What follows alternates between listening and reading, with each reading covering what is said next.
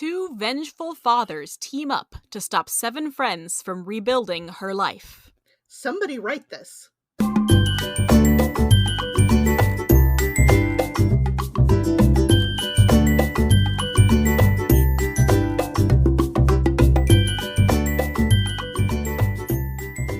Hi, and welcome to Somebody Write This, where we use a random plot generator to give us an idea, and then we brainstorm how that could be a thing somebody might want to write. I'm Hannah. And I'm Jenny, and to help us with our brainstorming today, we have a guest. Welcome, Kirsten Porter. Hello. I'm very excited to have you on the show. I know you've been listening to us for a little while, and I've wanted to as well get somebody on the show for a little bit to talk about D&D and role-playing games and their role in storytelling. Yeah, I'll talk D&D with anybody all day long. Fantastic. For our listeners who don't know, that stands for Dungeons and Dragons.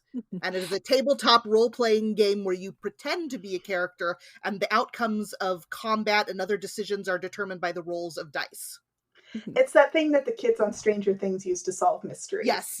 It has had like a little bit more involvement in media and representation in media as opposed to 15 years ago. Yes. So tell us just a little bit about your experience with D&D. How long you've been playing? Have you run games or just participated? Tell us a little bit about your experience and what you love about it. Gosh, I've been playing for a long time. And actually my husband is the one who mostly introduced me to D&D. I knew a little bit about it before, but he's been playing since he was like 10 years old or something. Wow. And he's a dungeon master, preferably a dungeon master. He likes to play every now and then, but he really, really, really likes to be in that creative seat. And so when we were first dating, he was running some big campaign, and I would I would watch, but I had no idea what was going on. And he kept trying to get me involved. And I was like, no, I'll just let you do your thing. And then he created a solo campaign for me. I really love mystery novels. And so he created like a mystery solving solo campaign for me. And I was hooked. So we've been playing pretty much continuously ever since. So yeah. Awesome. Now, there are a lot of tabletop role-playing games in general. D&D kind of sometimes becomes like the catch-all phrase, even though it's not actually part of the Dungeons and Dragons line of RPGs. Mm-hmm. Do you typically play like for like actual D&D, or is it all kinds of role-playing? All kinds. We keep coming back to D&D, I think partly because, again, it's like the biggest fish in the pond, and it's got so much content and so much support and so much everything, and everybody kind of knows it. But my husband is a really big RPG nerd. So not too long ago, we actually have we have a Twitch show that we do called Supercometer.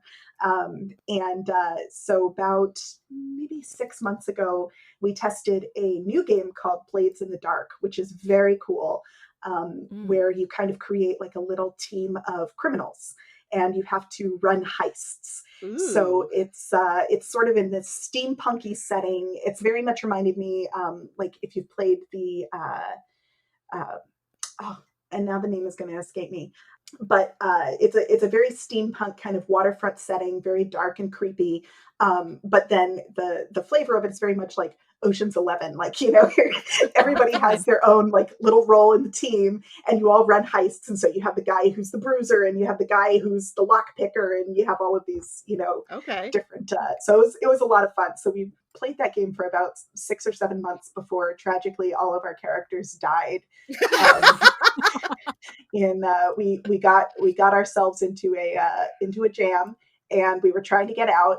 And my character happened to suffer some trauma, and she was kind of the brains of the outfit, which meant that we were left alone in the room with the bomb guy and the bruiser, who decided that probably, since we were backed into our corner, our best thing was to just blow up the building and kill all 20 of our enemies, including us. What a way to go. All blood and no brains. So we all died epically. It was great. One of the things that really makes this fascinating is that it is a mix of gameplay and collaborative storytelling. Mm-hmm. How much of it to you, and this may change on a campaign-to-campaign basis, but how much of it to you feels like gameplay versus narrative? To me, I lean much more toward the narrative aspect of it. I'm never going to be one of those people who is going to be very much into the power gaming. That is, getting to know the mechanics of a game and creating a character that's like the most good at doing a thing. Like, I Mhm. actually really like characters who are flawed, who are not necessarily the stereotype of, who would be good at the thing that they've chosen to do. And Yes. to me, that creates a lot more interesting opportunities for storytelling, because kind of how it works. And my husband is also very much on the sort of writerly creative side of things, so we tend to create certain types of campaigns together.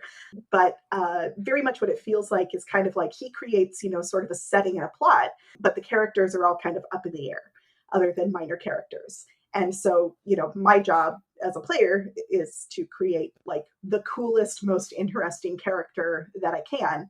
And I'm just responsible for putting the main character in the story and kind of running them through the world. And so I like characters that have big flaws and big problems. I'm all for like dumping stats and having like weird race class combinations that don't really go Uh-huh. well together, and just kind of creating things that immediately create some kind of a story. It just makes it a lot more interesting to sort of enter into the world like that for me. I'm all about character driven story myself, so that's the way I Mhm. play as well. I love dungeon masters who can create the world and then let my character explore it. Mhm. Yeah, absolutely. And yeah, that kind of that's our current run, is a very sandboxy type of thing, where we're in this setting called the Wildlands, and we have almost no direction whatsoever. We just wander from place to place, and kind of creates a setting, and it's very sandboxy. Like, what do you want to do here? And it's now turning into like one of the most fascinating and complicated stories. I'm pretty convinced that like 90% of the overarching plot is just him like hearing what we're interested in and then like back rigging it so that it's actually part of the story. um, he'll never admit to that, but I think that that's kind of what's happening. But yeah, that kind of like, it's this big wide open world, and you can just explore it as somebody who has absolutely nothing in common with your real self. I think that's one of the most fun parts for me. Of all the characters that you've created, do you have one that like really still sticks with you in terms of their storytelling arc over the course of the game? Yeah. Well, I mean, there's some that are, there's some that are stand out for different reasons than others. Um, but probably one of my favorite characters that I ever played was, speaking of dumping stats, which is D&D speak for you have like statistics that make you determine how good you are at certain things. Mhm. But you can't just make yourself awesome at everything. You have Mhm. certain limits that you have to play inside. And so I've known some people who usually you roll dice and you get some number from 3 to 18 to determine how good you are at things. So some people, if they get really, really low numbers, they'll just ask to re-roll, and they just absolutely won't play with low numbers. That's not Oh. me. So I wound up with this tiefling ranger who had a 6 charisma, which meant that she was very, very, very bad at social interactions. And it's kind of funny how, like, if you play a character long enough, as you sort of come to inhabit the character, it takes you to a place that I don't know if I could get there again on my own, in terms of the genius that this character had for saying the absolutely worst thing at every possible moment. Um, and I just like, it was truly epic, because she had like a medium intelligence, but she had a whole lot of Oh. confidence. And so she would just draw like these crazy conclusions, because we were playing with this group of very high intelligence, like wizards and stuff like that, who were all like trying to figure out like all the nitty gritty. And so she really tried to keep up with everybody else, but she was never correct about anything. Oh um, man. and so she would just bust into like these high tension role playing scenarios where it's like, okay, you're negotiating with like the king of the werewolves, and he has, control over this entire group of cities, and he's one of the most terrifying people. This is like a level 13 RP encounter. And so obviously what you're going to do is you're going to walk up to him and ask him whether the thing that he got kicked out of the respectable kingdom for was pedophilia or necrophilia. Oh gosh. And just like and like the lengths that the other characters would go through in order to try and prevent me from talking, which never worked because I was stronger than all of them. And so they would try to like cover my mouth, and I would just like elbow them in the ribs and do 10 damage, and they would fall over. And then I'd be like, all right, well, they're not talking. So obviously I've got to take it from here. Oh my gosh. It was really, Can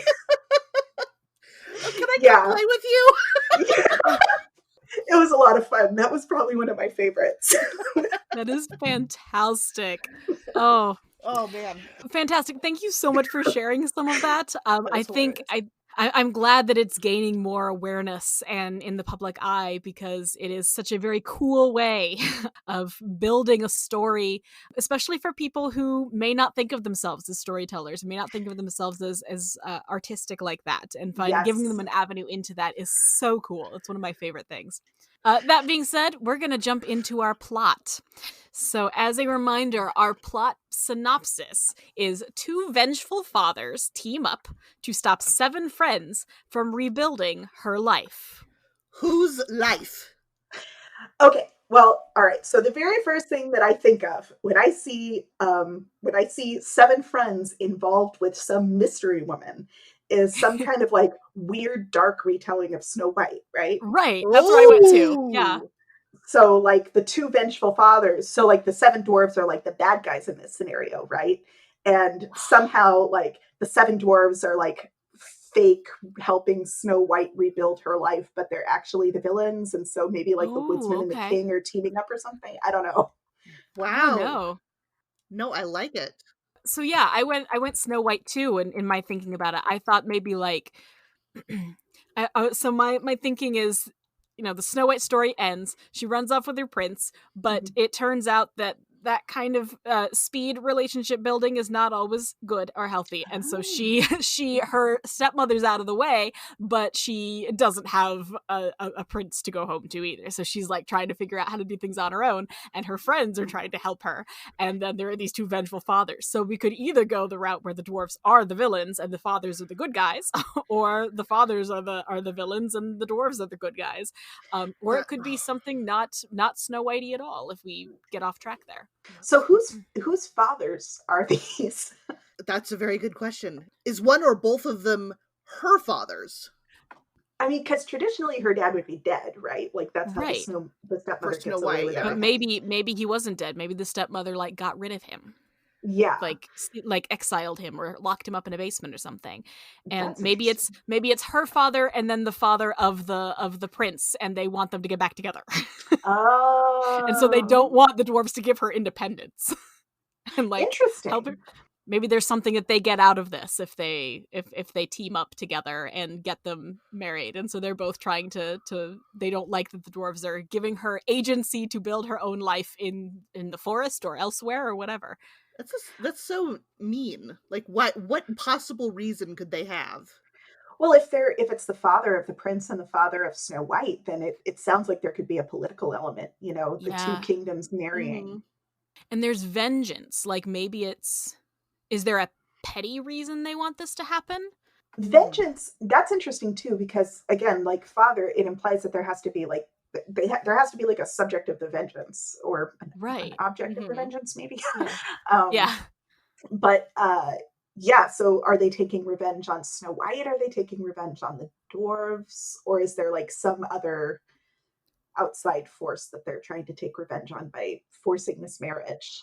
Maybe the prince has another person he's actually interested in. Maybe the prince is trying to have a different relationship or trying to do something on his own, and maybe maybe the prince's father, I don't know, maybe the prince is trying to go find happiness with somebody who has hurt both these fathers, both these people, and Huh. their goal is just, we want anything but for this family to get what they want, so we are going to set him up even with somebody that he does not care for, that she doesn't want to be there. We're going to find a way to make this work. And they can like really be leaning into the, depending on how sneaky or manipulative they are, they can really be leaning into the tropes of true love and of, of this was destiny. You have to let destiny work the way it's supposed to. You can't give up on it. And Right. using sort of this manipulative tropes of the genre against both of them. That's really interesting. So they're kind of like they're kind of like forcing them to live in the fairy tale in a Yeah. way. Oh, that could get fun. And so Yeah. are the seven dwarfs helping Snow White get out of a bad deranged marriage. Right. Yeah, or even just figure out how to live on her own. Like, maybe there is something I mean, and this doesn't have to be strictly set in fairy tale times either. This can be like a modern adaptation of this. Maybe maybe this Oh, isn't. definitely. We were But yeah, so referencing. maybe there's something that she wants to do, but has never been able to have the agency to do it, either with the stepmothers or when she was on the run from the stepmother or with the prince. Yeah. And they're And trying just because she to married the set prince that up. that doesn't mean it would fix her whole life, and maybe he made it worse. Yeah. And that's why she's not with the prince, and she's going back to her seven friends who will help her. Well, and I'm kind of interested in the sense that like both she and the prince are sort of entrapped by this marriage or this relationship. Yeah. Because I can kind of like see this, because the prince has to like go out into the woods and find her. And I can kind of almost see like this weird twisting of it where it's like, he was supposed to marry her as some kind of a political thing or because of, I don't know, like a prophecy, if we want to go full fairy tale. And so he finds her and she's dead. And he's like, well, got to take her back and show everybody she's dead. So I can't marry her. And then it turns out she's not really. And so now we're all stuck in this horrible story, in this horrible marriage that none of us really want. See, my brain's going completely another direction where the prince has orchestrated everything from the beginning.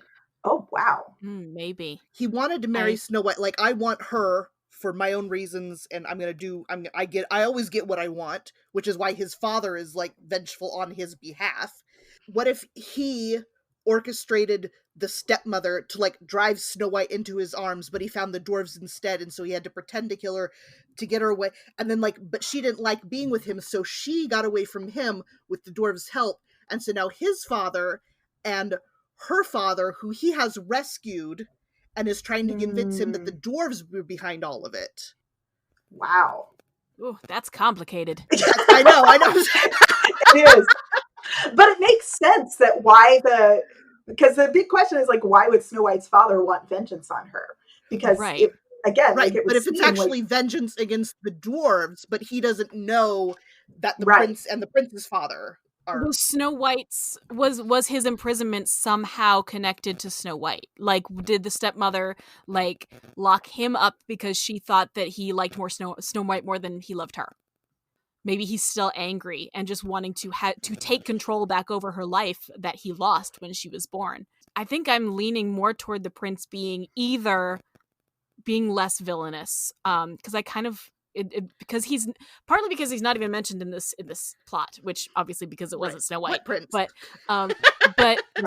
so I kind of like the idea of him either being equally helplessly trapped or just not really even part of the story.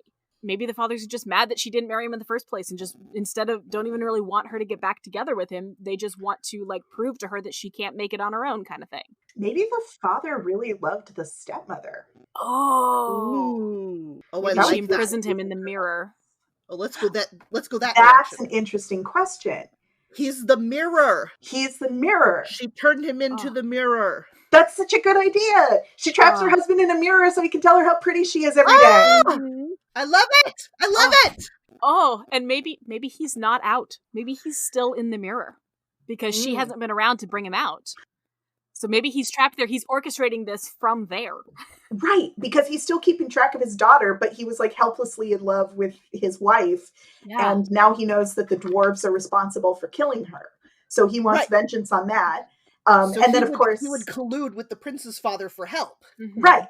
Well, and maybe like in the whole like royal marriage, this magic mirror is like this powerful magical item that they have in the palace. So it would make sense that somebody, like, it doesn't just disappear at the end of the story. It would be like part of Snow White's dowry or something. Right. And so the new king somehow gets hold of it and uses it and he knows that it can be used to track Snow White because that's what the stepmother used it for. Okay, I'm going to pause this real quickly because we have a title. Okay. Which will probably ruin everything. We'll see. Our title is Potential Graham. That's Graham the name, Graham.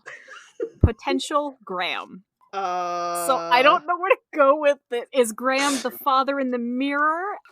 Is Potential Graham? Does it have something to do with what Snow White wants to do with her new life? Does she want to create a persona named Graham? And All right, so that's actually an Oh, interesting possibility. Is that okay. what if Snow White is a trans person? That is a very interesting possibility. oh, that And brings she's an trying to, interesting layer to. wow. And so yeah, rebuilding her life is not just rebuilding her life as a person outside of this relationship, but rebuilding her life as a man. Right. Another thing that I'll bring up, and this is like a deep dive here, is that I thought this was like pinging something in my brain, but in Disney canon, the huntsman is named Graham. Are you Really? serious? I'm serious. Okay. Are you? I'm Oh. gonna look that up. I gotta fact check that right now. Oh. Okay, so wait, maybe we have to go that route. Like So that's another thing we could do. potential Graham. Potential is weird. But maybe His name is Humbert. Graham Humbert. His name is Graham Humbert. Okay, it just says Humbert. Hold on, I'm still reading. Okay. I mean I'm willing to buy it. Oh. If I search Graham Humbert, I do get Once Upon a Time. Oh, in Once Upon a Time, so not in the original. However, Okay. that's fairly Wow. accepted Yeah. as acceptable canon there. Okay. I had forgotten that was his name. So okay. So if is he part of this? I mean, he's got to be part of the story now. Like you can't have that connection and not use it. Is he part of her rebuilding? Is he somehow one of the vengeful fathers instead of like the prince? Potential. Potential is a funny word. Yeah. I mean, This is gonna be a lot of editing and cutting out this long silence where we're like, what in the world do we do with potential Graham? That's why we edit. So that we sound like we had instant ideas. Just put in a little like Um, montage of us saying I'll admit that one of the first things I thought of with the two vengeful fathers was that maybe the huntsman was one of them, but I think just because the number of adult men in the Snow White story, other than the dwarves, is really limited. I mean, because there's basically like there's the seven dwarfs, Snow White, the huntsman, the prince, and the queen, and that's like the whole Yeah, cast of the those are story. all the Yeah. characters. Possibly, Okay, so the huntsman goes back, and let's say that the stepmother queen did something to him for not like. I think traditionally she killed him, but like maybe the fathers tried to essentially create a new one of him to go back and lure her away from the life and that she's trying to rebuild for herself, and either ruin her or bring her back to the prince if we're going back that route. Like that there is some. If his name is in the title, whether or not this is about Snow White, he's the main character, is what So I'm yeah, thinking. so if it's told from his point of view. Because now I'm thinking of their relationship. Like he knew this princess. Like he's been working at the Right. castle. He's the royal huntsman, and so like that's why it was difficult. He didn't want to kill her. And so what did happen to him if he wasn't killed? Did he also run away? How does he get back involved with Snow White's life? And what does Yeah. the potential mean? Like what potential are we talking about here? Like is he trying to marry the princess so he becomes a prince? Or is that just a possibility? Or That's a good question. The first thing I think of is because he's not just I mean, he's a person who's like, a woodcrafty sort of, he almost, I mean, I know that he's listed as being, the huntsman in the cast of characters, but he almost is more of like a spy type character. He has to hunt down Snow White and assassinate her and bring back the heart. And so I wonder if maybe I'm overcomplicating it, but maybe he's like somehow involved in her escape. Like he can get her in and out of the palace. I feel like with the title Potential Graham, the potential has to be like whether there is a Graham. You think so? Like, interesting. Like, because I can't see any other way to read it. Like, it's not Graham's potential. It's there's a potential Graham.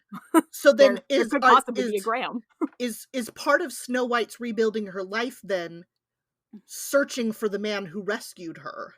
Do we play with this? Do we make it a modern sci-fi thing again? Bring this in, and she's building some sort of AI consciousness thing. Is she rebuilding her life and rebuilding him? Like literally rebuilding like her literally life. Rebuilding him. And so it's about her like rebuilding this. Maybe it's about trying to go back and make amends for the things that the stepmother did or that the queen did on her behalf. And so she's trying to re-give life to this guy. and maybe several attempts, and it keeps not going well, and she keeps trying to fix it. And so there's always like Interesting. this potential Graham. He hasn't quite manifested yet, but in the meantime, the fathers are trying to Okay, go okay, after okay. her. There's this actually works, I think, because we already established that the stepmother trapped her husband in the mirror. And so Right. maybe, like, instead of killing the huntsman, she just trapped him in another thing, like maybe another mirror or some other kind of, like, trapped his consciousness, as you said, like in Snow White's trying to Yeah. upload it into this robot she built or something. Yeah, Right. she's trying to find a way to give him There's like as precedent for much of this his full human technology. life back. Well, and maybe she doesn't really know how to use it. And I think that could honestly, like, someone could take that in either a sci-fi or a fantasy direction. But like Absolutely. whatever this thing is that's holding his consciousness, the reason it's potential Graham is because Snow White knows that he's in there and can sometimes access him, but doesn't really know what she's doing or how it's supposed to work. Yes. What if, what if the mirror is the thing and anybody the queen wants to trap is in the same mirror, but her father is the dominant one? Yeah, where he's part of her life and like pretending to be on her good side, and she's just like, yeah, we're all these people are just all in the mirror, and we're trying to get Graham out. That puts her in an interesting situation because, like, you would assume that her father would be the one who she'd want to save, but she's actually opting to try and save Graham, the Well, huntsman, because she who let finds her out go. somewhere along the line that her father married this woman who then tried to kill her and is still on her side. Right, yeah. But it's like an interesting, sort of a it's a bind that it puts her in because, Yeah, like her father, not only is he her father, so you'd expect a certain amount of like emotional attachment, even if he did definitely. some horrible stuff. Also, Yeah. he's the king of the entire country, so there's a lot of bigger ramifications. If But he's still the king if he's in a mirror. I don't know. I don't think there's anything in the bylaws about that. I don't know. I don't know who's ruling this kingdom at this point. If Snow White is off building Nobody. robots. Oh, It's total chaos. so we are at time. Okay. So Wow. there's a lot more to play with this. I think we have a really weird and creative take on this fairy tale story. Seriously, listeners, is this fantasy? Is this sci-fi? I think we're sticking with the Snow White theme just because it fits, but like, what is going on here? And we didn't really talk a whole lot about the dwarves. Yeah, that's right. The dwarves are helping her, and they're barely part of the story. We just got really hung up on the fathers, so there's a lot to work with there. Yeah, there's so many characters to play with. Yeah, so we'll toss that out to our listeners to give us your fan theories and what the fathers want and who potential Graham is and what's going on with that. So I'm going to go ahead. Let's go ahead and close out, first of all, with our recommendations for stories. I'm going to go with one, actually, in light of our conversation with Kirsten. I'm going to recommend the board game Betrayal Legacy. So Betrayal Legacy is it's an offshoot of the board game Betrayal at House on the Hill, which is a storytelling game where you're exploring a haunted house with your teammates, and at some point partway through the game, you roll a certain amount of dice, and somebody on your team turns into a traitor. And then from then on, the story changes. You each get different scenarios, and they're fighting against each other to try to win. It's very, very story based, and if you're looking at it for narrative and strategic gameplay, you're going to be very disappointed. But if you want it for storytelling, it's so much fun. But Betrayal Legacy specifically takes that concept and turns it into a multi-game story. So you play the same characters from game one throughout. If your character dies, you play one of their descendants. And so it just tracks the story. My husband and I are about 2/3 of the way through it. There's, I think, 14 games, and so it's like a little RPG campaign in a box, all centered around this haunted house and the terrible things that can come out of it. And no two versions of it play exactly the same because they alter depending on which dice you roll and which rooms you draw. And so it's really enjoyable. And I wanted to toss it out, especially for those who maybe don't have resources or people near them who are into other role-playing games, but this one you can play with just 2 to 3 people, and it's very easy and very simple to play. So I highly recommend Betrayal Legacy, one of my very favorites. I'm going to toss it over to Jenny. What would you like to recommend this week? Well, since the projected broadcast date for this episode is when you guys are listening, my birthday is tomorrow. Happy birthday to me. So I'm going to recommend That's not my recommendation. Although if you want to celebrate my birthday, please do have cake, enjoy. But I'm going to recommend The Secret Garden by Frances Hodgson Burnett. This has been one of my favorite books through my whole life, and this particular copy that I'm holding in my hands now was given to me at Christmas when I was 7 years old from my mom. And this is a book that I think sometimes gets dismissed or overlooked these days because there have been so many adaptations of the story. There's movies to watch, there's a musical, there's and I feel like most people see it as a love story, as these children come together and then grow up later. We see them, boy coming home from war and all that kind of thing. But at its heart, it's a story that for me really highlights the transformative and healing powers of nature and of real human connection. And so if you've never actually read, even if you think you know the story, if you've never actually read the book, I highly, highly recommend it. It's not a very long read, but it's beautifully written and just has a gorgeous message. And I think everybody should read it. All right, Kirsten, what would you like to recommend to our listeners? On the theme of kind of fantasy sci-fi retellings of stories, and also weirdly the number 7, I would like to recommend The 7.5 Deaths of Evelyn Hardcastle, which is a novel that I just finished and blew my mind. It's very much kind of in the vein of an Agatha Christie style novel. Sort of like big British mansion, there's a murder happening and everybody's a suspect and so on and so forth, mashed up with Groundhog Day, comedy starring Bill Murray, where you're the detective and you get to relive the same day that the murder happens over and over again in the body of all the different guests in order to solve it and find the killer. I want to read that. It is awesome. I am, like I said earlier, I'm a huge mystery novel nerd. It's really hard to stump mystery novel nerds because we've seen it all. We know how the story works.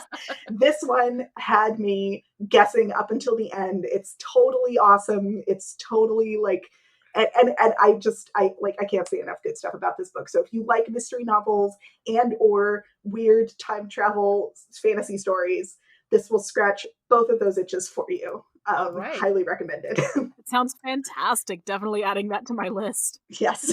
Well, thank you so much, Kirsten, for joining us. Is there anything you would like to plug for yourself, your Twitch stream, social media, anything you want to plug for our listeners? Sure. So yeah, you can, I guess you can find me on Twitter at OhManGhosts. You can find me on, I have a podcast that's about accounting, which is not terribly exciting. But if you like accounting, it's called Ask My Accountant. And probably the thing that everybody will be most interested in is, like I said, we have a Twitch channel. My husband Dungeon Masters on it. We play a bunch of different games. Our current game is a big old D&D campaign that's been running for about a year now. So it's called Super Commoner, and we stream intermittently throughout the week, and then we have our regular show every Saturday night at 8:30 Eastern. You can catch us there and see a little bit about how we play D&D and how we tell stories with D&D and maybe get inspired. Fantastic. And we'll put all those links in our episode description as well so that you can follow along with all the stuff that Kirsten's doing. That is our episode, folks. As a reminder, you can find us every other Thursday wherever you get your podcasts. Follow us on Twitter at WriteThisPod, and if you've been inspired by this episode and have questions or comments or a story or anything else, email us at somebodywritethis@gmail.com. We'd love to hear from you. We will be back with another episode in 2 weeks. We'll see you then. And as they say, the contents of a low shelf can be stolen by dogs.